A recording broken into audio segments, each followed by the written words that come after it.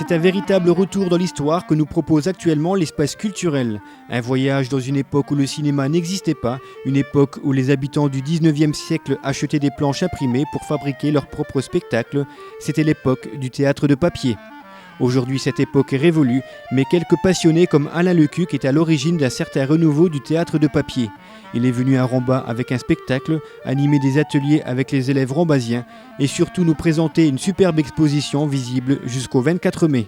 Deux parties d'exposition. Une partie qui est une partie de découverte du théâtre de papier à travers des théâtres construits qui sont des théâtres qui viennent alors de pays différents, qui viennent d'Angleterre, d'Allemagne, Danemark, Espagne et France, qui eux sont des théâtres tout construits, qui ont été construits tels qu'on pouvait les avoir chez soi. Et puis il y a une deuxième partie qui se trouve elle dans la grande salle et qui sont alors les feuilles. Et seulement des feuilles françaises, c'était un choix de montrer ce qu'a été la production française, qui sont les feuilles telles que par contre les gens les achetaient, parce que les gens n'achetaient pas des théâtres construits, ils achetaient des feuilles. Et là on voit, je ne sais plus combien il y en a, 200 feuilles de théâtre de papier, comme ce que les gens allaient chez le libraire et un peu présenter à la façon du moins chez l'imprimeur, quand les feuilles sèchent encore, quand elles ont été imprimées. Et là, d'un seul coup, les gens peuvent voir ce que les gens achetaient. À Rambas, c'est clair, c'est sûr. Je veux dire, ici même, c'est sûr qu'on les achetait d'autant plus que la grande majorité de ces feuilles ont été imprimées en Lorraine, puisque le grand centre de production de l'image, c'est la Lorraine et un peu l'Alsace. Pont-à-Moussan, Metz, Nancy, Jarville, Wissembourg, Strasbourg et Épinal, voici les principaux sites de production en France de planches au 19e et début 20e siècle. Mais attention, Alain Lecuq tient à mettre les choses au point. Je trouve un peu agaçant la permanence de faire croire que l'imagerie c'était Épinal. C'est pas vrai. L'imagerie c'était Épinal, mais ce n'était pas que Épinal, loin de là. Et que dans beaucoup d'autres villes, il y avait des choses très importantes, avec des choses extrêmement belles. Les théâtres de papier naissent en Angleterre, vers 1810, 1820 à peu près, un peu plus tard en France. Pour l'instant, là c'est encore une autre chose et je ne vais pas départager les opposants. On a 1842 aussi bien à Épinal qu'à Metz. Qui est le premier, j'en sais rien. Il y a certainement eu un premier parce qu'ils se voyaient, ils s'échangeaient leurs images. Par conséquent, il y en a bien un qui a vu une image chez l'autre et qui l'a imité. Mais se dit certainement que le premier qu'il a fait en France l'a lui-même imité d'ailleurs. Il y en avait en Allemagne. Donc, le premier qui a fait ça, on s'en fiche un petit peu. Ce qui est intéressant, c'est de voir toute cette production avec une surprise. Une surprise, c'est qu'il y a non seulement de très nombreux décors, mais il y a énormément de planches de personnages, avec des pièces bien précises. C'est-à-dire que les gens achetaient vraiment des théâtres avec des décors et des personnages. Il manque quelque chose auquel je ne peux pas répondre pour l'instant, je ne sais pas pourquoi, il manque les livrets. C'est-à-dire que nous n'avons pas de petits textes permettant de jouer les pièces. Pourquoi? Je n'en sais rien. Je dis que je n'en sais rien et je dis pourquoi? Parce que ça existe en Angleterre, ça existe en Allemagne, ça existe au Danemark. Et ça n'existe pas en France. Là, je n'en sais rien. Je n'ai aucune trace de la raison pour laquelle il n'y a pas les livrets qui vont avec.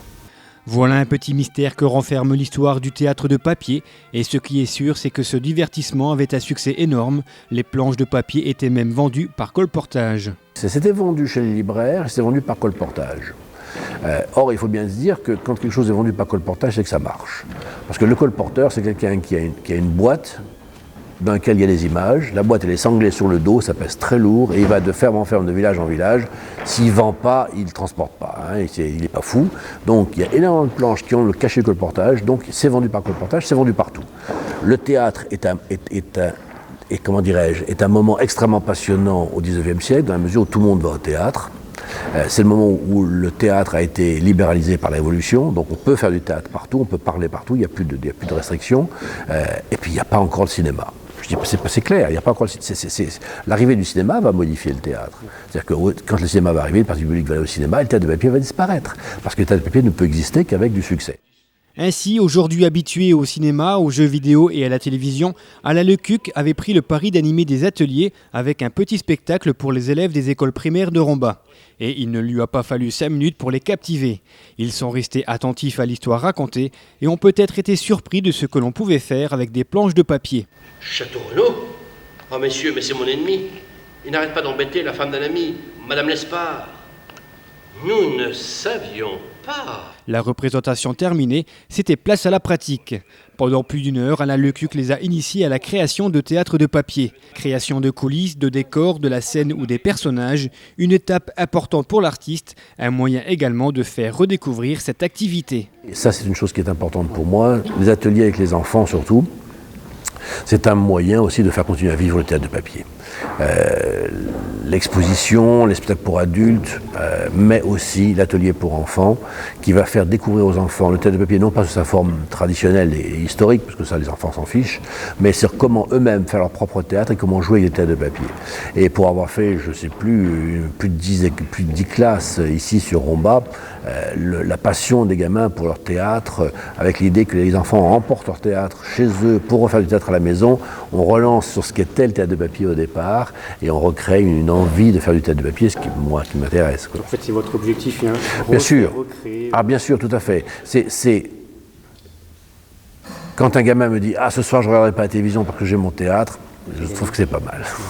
Je n'ai rien contre la télévision en soi, loin de là, bien évidemment, mais il peut y avoir d'autres choses. Et là, d'un seul coup, on se retrouve dans un autre domaine où l'enfant devient actif et non pas simplement passif. Évidemment que c'est très intéressant. Pour Alain Lecuq, l'intérêt du théâtre de papier doit être double, à la fois historique avec les expositions et les ateliers, et d'un autre côté, il se sert du théâtre de papier comme moyen de faire du théâtre contemporain. C'est pour cette raison qu'il a également présenté une pièce de théâtre de l'auteur Mohamed Kassimi, La Confession d'Abraham. Les gens viennent autant pour découvrir ce que c'est que le théâtre de papier que pour découvrir la pièce. Et donc, je capte comme ça un public qui n'est habitué ni à l'un ni à l'autre, mais qui tente d'essayer de découvrir autre chose. Et par ce sens-là, je leur permets d'entendre un texte qu'ils n'auraient peut-être pas venu écouter s'il y avait eu un comédien tout seul sur scène ou une troupe sur scène. Je touche un autre public. Les Sarrasins n'ont plus ni de Bagdad, ni de Damas, ni de Jérusalem, ni de Cordoue, ni de Grenade. D'autre part, le théâtre de papier a cette forme un peu particulière d'être un théâtre très de proximité. Les gens sont très proches de celui qui joue, et donc de créer une autre ambiance. Mais moi, ça m'intéresse à partir du moment où c'est sur des pièces contemporaines. La Confession d'Abraham, un texte qui se plonge dans l'évocation de la Genèse, avec humour, intelligence et grâce. Il y a deux niveaux. Il y a le niveau d'Abraham, et c'est donc la partie biblique, Abraham qui se souvient de sa vie avec Sarah, donc effectivement qui lui, c'est son histoire d'amour avec sa femme et avec Dieu quelque part. Ça, c'est ce qu'Abraham a envie de raconter. Mais en même temps, il lui arrive les messages qui lui arrivent par les pèlerins, qui lui envoient, eux, des messages sur ce qui se passe à l'extérieur, ou bien qui réagissent par rapport à ce qui s'est passé. Il est évident que la lecture de la Bible, je ne suis pas religieux, hein, donc c'est une question qui m'intéresse en tant que nous vivons dans une civilisation qui est issue de ces religions monothéistes, à savoir qu'un jour quelqu'un a décidé qu'il y avait un Dieu et non pas des dieux, et en l'occurrence dans la Bible c'est Abraham qui décide un jour qu'il se réfère à un Dieu. Et dans ce sens-là on est concerné. Et voilà, donc il y a cette réflexion de cet homme qui d'un seul coup s'est retrouvé à un poids énorme sur les épaules, et puis en même temps des hommes qui aujourd'hui lui disent « Mais attends, qu'est-ce que tu as fait ? Et où en est-on aujourd'hui ?» Et donc ça c'est avec en plus Sarah, qui est elle, celle qui est toujours sceptique, qui se pose toujours la question de la farce peut-être, qu'est cette croyance en un Dieu, et qu'est-ce que ça a donné ? Est-ce qu'il va falloir toujours payer le fait d'avoir choisi qu'il y a un Dieu ? Et en ce sens-là, bon, c'est vrai que je pense que c'est vraiment quelque chose qui nous intéresse aujourd'hui. Nous avons traversé le désert d'Irak, et nous étions heureux. Heureux parce que Dieu n'avait pas encore inventé les Américains. Nous avons traversé les déserts de Syrie. Et au-delà de cette confession d'Abraham, c'est toute la magie du théâtre de papier que le comédien s'efforce de nous faire découvrir. Ce sont ces petits personnages qui bougent à la manière de marionnettes. Ce sont ces décors qui nous font voyager en moins de 10 secondes. Bref, un retour à un autre siècle, à une simplicité. Mais à une simplicité toute relative, car tenir sur une scène pendant plus d'une heure en manipulant les décors et les personnages, tout en jouant la comédie, relève de l'exploit. Un exploit salué par le public venu assister à la représentation, mais aussi par les nombreuses personnes présentes lors du vernissage de l'exposition de théâtre de papier.